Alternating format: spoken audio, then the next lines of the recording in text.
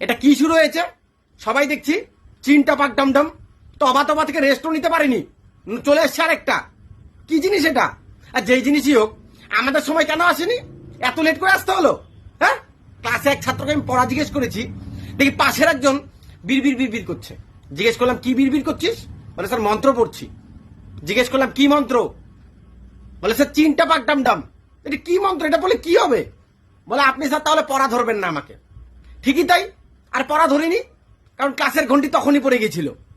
Homework দিয়েছিলাম, একজন খাতা হোমওয়ার্ক করে নিয়ে এসছে চিনটা পাক ডামডাম।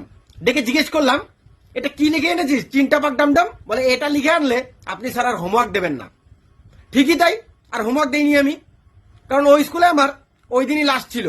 পরদিন অন্য স্কুলে ট্রান্সফার হয়ে গেছিল আমার। ক্লাসে একদিন পরীক্ষা নিয়েছিলাম, দেখি একজন উত্তরের জায়গায় চিনটা পাক ডামডাম লিখে রেখেছে।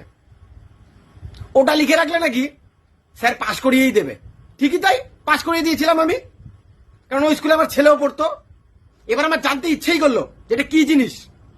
দীর্ঘ 10 মিনিট যাবত রিসার্চ করার পর জানতে পারলাম যে এটা আম্বানি ফ্যামিলির মন্ত্র।